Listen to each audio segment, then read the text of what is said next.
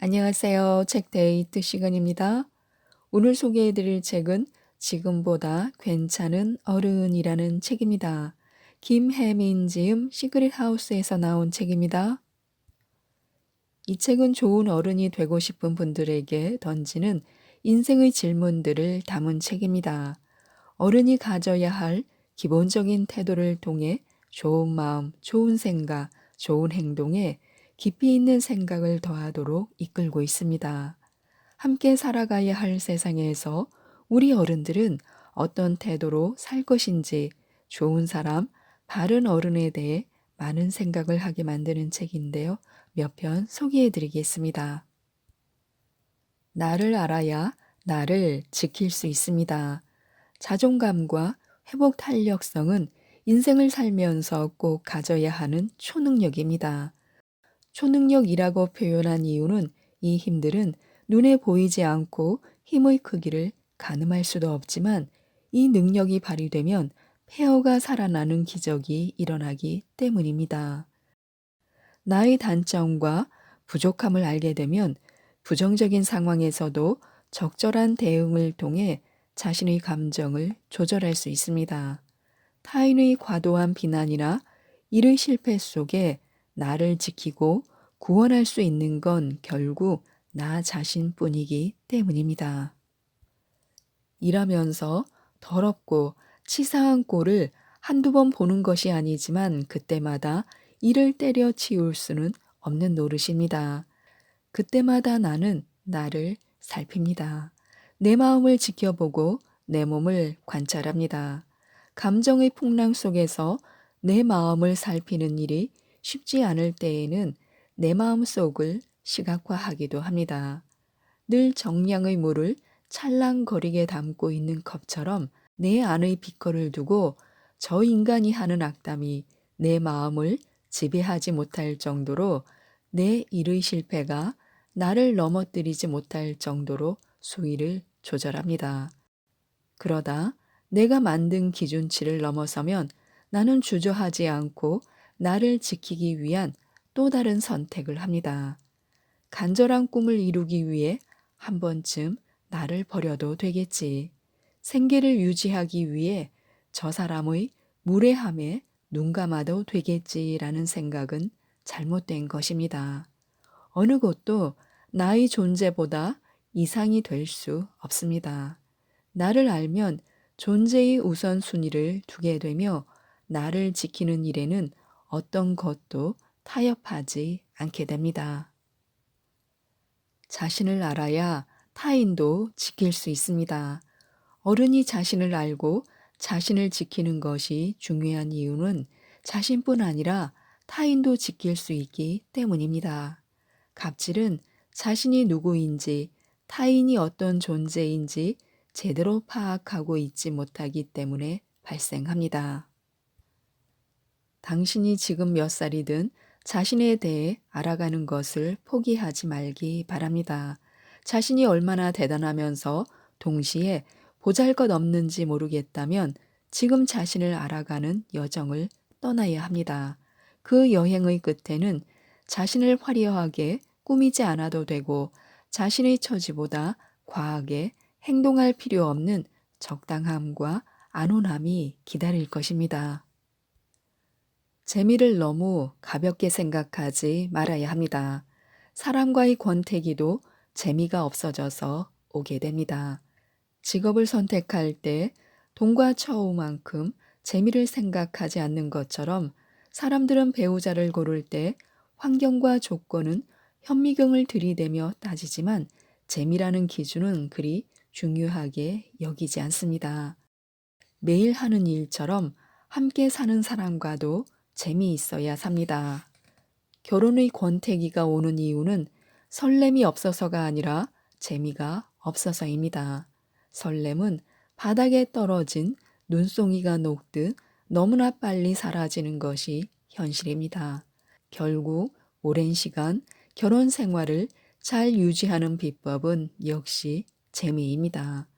배우자와 함께하는 시간이 재미있으면 퇴근 후 집에 가는 발걸음이 경쾌할 수밖에 없습니다.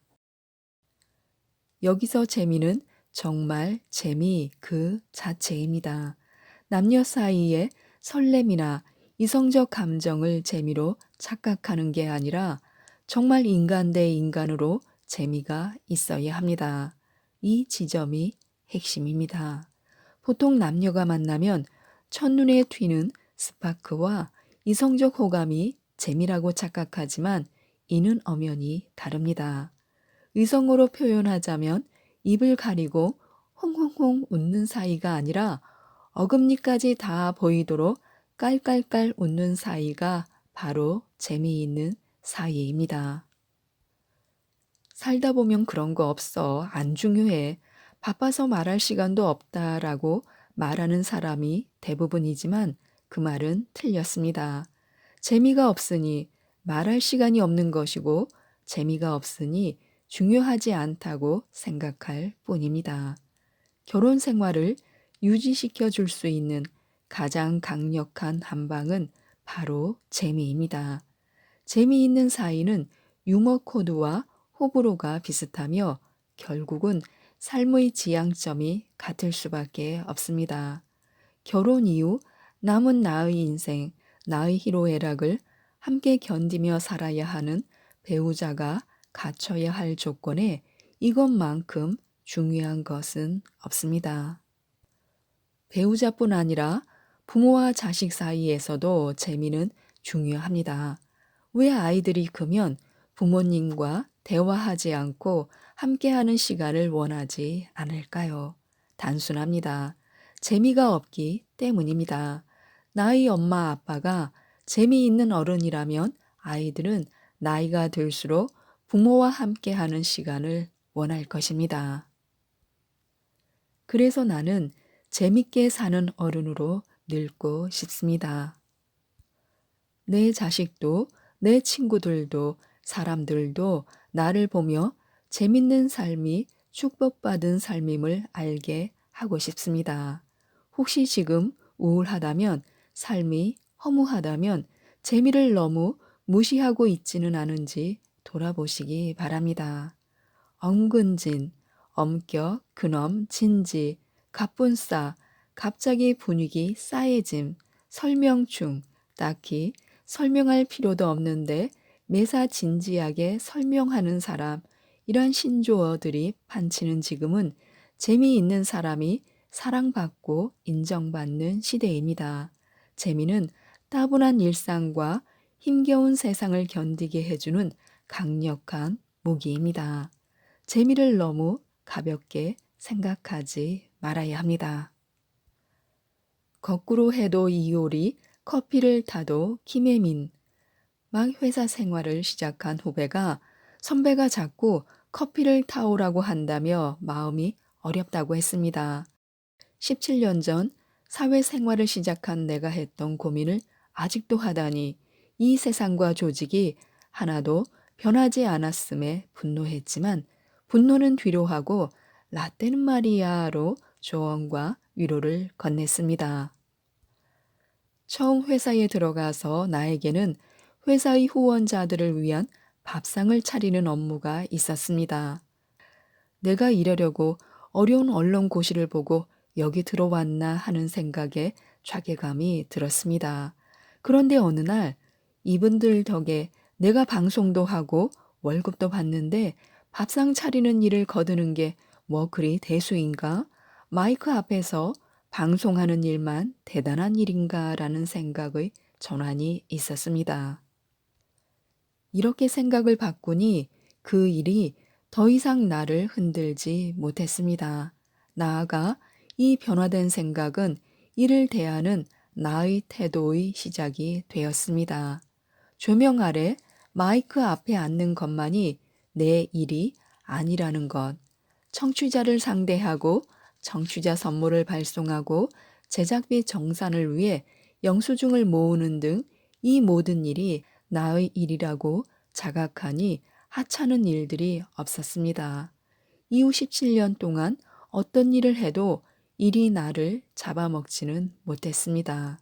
생각을 바꿀 수 있었던 이유는 내가 지금 하고 있는 일이 나를 규정하거나 나의 존재성을 훼손할 수 없다는 엄청난 자뻑 덕분이었습니다. 거꾸로 해도 이효리인 것처럼 커피를 타도 나는 김혜민이기 때문입니다. 물론 나의 경험을 후배에게 이야기한 후, 하지만 나와 너는 다르고 우리의 상황과 시대가 같지 않으니 정답이 될 수는 없다고 강조했습니다. 그러나 지금 막 사회에 발을 디딘 후배가 커피 심부름으로 회사를 그만두는 것보다는 여러 경험을 가지고 자신만의 태도를 정립하길 바랍니다. 그러나 그 사건이 계속해서 나를 초라하고 볼품없게 만든다면, 그러니까 자뻑의 주문이 더 이상 내게 통하지 않는다면 그때가 바로 일을 그만둬야 하는 때라는 것도 분명히 덧붙였습니다. 본질을 지키기 위해 쓰는 해방일지, 드라마 나의 해방일지가 선풍적인 인기를 끈 것은 자신의 본질을 훼손한 채 살아가는 사람들이 많기 때문입니다. 드라마 속 주인공들은 각자의 환경과 이유로 자신을 잃어버리고 삽니다. 그리고 그들이 본질을 찾기 위해 선택한 것은 듣기에도 생소한 단어, 추앙이었습니다. 부모에게도 있는 그대로 인정받아 본 적이 없었던 나 자신을 내가 무조건 응원하는 것, 이름도 배경도 이야기도 아무것도 모르는 누군가를 사랑하는 것, 그것이 추앙이었습니다. 달의 모양은 매일 바뀌는 것 같지만 사실 달의 모양은 변하지 않습니다. 사람들은 자기 눈에 보이는 모습으로 보름달, 반달, 초승달이라고 달의 이름을 정하고 부르는 것뿐입니다. 이처럼 제멋대로 나를 재단하고 판단하는 사람들이 너무나 많습니다. 있는 모습 그대로를 다른 표현으로 바꾼다면 본질을 훼손하지 않고 자연스럽다입니다. 낮과 밤처럼, 사계절처럼, 민물과 썰물처럼, 달이 차고 기우는 것처럼 말입니다. 우리는 이제라도 나대로, 나답게, 나처럼 살아야 합니다. 나를 추앙하고 너도 추앙해야 합니다. BTS가 세계를 위로한 노래 소우주처럼 한 사람에게 하나의 역사가 있고 한 사람이 하나의 별이 됩니다. 우린 우리대로 빛나고 우린 그 자체로 빛납니다. 이왕이면 프로 불평러가 되자. 불평을 대하는 태도. 나이가 들면서 누군가를 평가할 때 박복하다라는 표현을 추가했습니다. 박복은 복이 없고 발자가 사납다라는 뜻인데, 박복한 사람들을 보면 복이 오다가도 저 인간 하는 짓거리를 보면 달아날 것만 같다고 생각하게 됩니다. 이런 사람들은 모든 일에 끊이지 않고 불평합니다.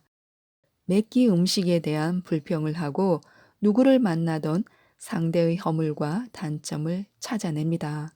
마치 더듬이처럼 보이지 않는 레이더망을 달고 있는 것 같습니다. 모든 사람의 단점 리스트를 가지고 다니는지 좋은 점보다는 나쁜 점을 저렇게 빨리 찾아내고 그 단점을 극대화시킬 수 있는지 신기할 따름입니다. 심지어 장점까지도 왜곡해서 단점으로 둔갑시킵니다. 기승전 남의 탓으로 모든 이야기가 귀결됩니다. 가장 신기한 사실은 본인이 타인에 대해 굉장히 관대하다는 착각 속에 삽니다. 여러모로 둔갑술에 능한 사람들입니다. 모든 것을 못마땅하게 여기고 여과 없이 말과 행동으로 표현하는 불평러들이 한 명이라도 옆에 있으면 바람 빠진 풍선처럼 힘이 빠지는 게 사실입니다. 하지만 불평러 앞에 프로가 붙으면 다릅니다. 거대한 꿈과 이념이 아니어도 부당한 현실에 대한 정당한 불만은 세상을 바꿀 수 있습니다. 입으로 쏟아내는 불평을 멈추고 발로 뛰는 행동을 한다면 말입니다. 나의 불평처럼 당신의 불평에는 반드시 이유와 논리가 있을 것입니다. 그러니 계속 불평해도 좋습니다. 하지만 나의 불평이 내 인생을 박복하게 만들지 않기 위해서는 프로 불평러가 되어야 합니다. 행동으로 나의 불만이 옳음을 증명해야 합니다. 우주의 기운 대신 친절함으로 어떻게 친절 하나로 이렇게 큰 성과를 이룰 수 있을까? 아이들이 식당에 밥을 먹으러 갈 때나 낯선 사람을 만날 때 엄마, 저분 착한 것 같아 라고 표현하는 경우는 대부분 친절한 사람을 말하는 것입니다. 친절과 착함은 엄연히 다른 개념이지만 아이들에게는 친절을 행하는 사람이 곧 착함으로 비춰지는 것은 여러 가지를 의미합니다. 착하게 살아야 한다 같은 100마디 말보다 어른들의 친절한 행동 한 가지로 아이들은 경청, 공감, 도움, 너그러움, 끈기 등을 배웁니다. 실제 그렇습니다. 친절하기 위해서는 경청하고 공감해야 하고 너그러움을 가지고 참아주고 마침내 도와줘야 합니다. 친절은 이 모든 과정 이후 내가 얻을 수 있는 내면의 성과입니다. 생각해 보면 살면서 생기는 모든 갈등은 경청, 공감, 너그러움을 행하지 못했거나 받지 못했기 때문입니다. 방송국에서 새로운 수많은 사람들을 만나고 헤어집니다. 어쩌면 한 번 보고 말 사람들이지만 할 수 있는 한 친절하고자 노력합니다. 누군가에게 능력 있는 PD보다 친절한 사람이라고 기억되는 편이 훨씬 이득으로 돌아온다는 것을 여러 번 체험했기 때문입니다. 말도 안 되는 내용과 거친 말로 항의 전화를 거는 정치자에게도 친절하면 성난 날이 금방 죽습니다. 그 순간 친절을 선택하면 피곤한 일이 반으로 줄어듭니다. 친절은 대단한 마음 수양이 필요한 것이 아닙니다. 뒷사람을 배려해 문을 잡아주다 보면 어느 날 교통약자가 눈에 보이고 그들의 고통 해결을 위해 작은 목소리를 낼 수 있을지도 모릅니다. 택배 기사님들의 수고를 덜어드리기 위해 집 앞에 둘 반품 물건을 경비실에 맡겨보면 택배 노동자들의 노동 환경에 관심이 갈 것입니다. 필요한 일이 있어 부재 중인 경비 노동자에게 전화를 하려다가도 식사 중이라는 편말을 보고 얼른 전화를 끊어보면 경비 노동자 인권의 중요성을 알게 될 것입니다. 나의 경험입니다. 생각해보면 숨이 턱 막히던 코로나 시절에 우리의 코끝을 찡하게 만든 것들은 친절한 누군가의 모습이었습니다. 요양병원에 혼자 있는 어르신 환자를 위해 무거운 방역복을 입고 고스톱을 쳐주던 의료인, 고생하는 의료진에게 남긴 메모 한 장, 많은 민원 전화를 친절하게 받는 보건소 직원들, 어려움을 겪는 동네 가게를 찾아주던 손님들, 그 친절이 우리를 견디게 했습니다. 이렇게 살다 보면 성공을 위한 우주의 기운을 빌리거나 스펙을 쌓기 위해 죽도록 노력하지 않아도 됩니다. 친절이 그저 전적으로 내가 할 수 있는 일이자 모든 일의 시작점이 된다면 친절은 분명 나를 좋은 곳으로 데려갈 것입니다. 친절하기만 하다면 말입니다. 세상을 내 편으로 만드는 것은 머리가 아니라 행동입니다. 지식이 아니라 지혜가 더 우선이라는 말이기도 한데 친절은 지혜로운 사람이 할 수 있는 가장 1순위로 행동 지침이라기보다는 인생을 대하는 마음가짐에 더 가깝습니다. 친절은 신이 인간에게 허락한 최고의 축복이며 인간이 할 수 있는 가장 쉽지만 강력한 행복의 비법입니다. 우리는 친절해야 합니다. 지금까지 이 책에 대해서 말씀드렸는데요. 정말 괜찮은 어른이 되도록 이 책 지금보다 괜찮은 어른을 꼭 한번 읽어보시고 모든 분들이 좋은 어른이 되셨으면 좋겠습니다. 이상 책데이트였습니다. 감사합니다.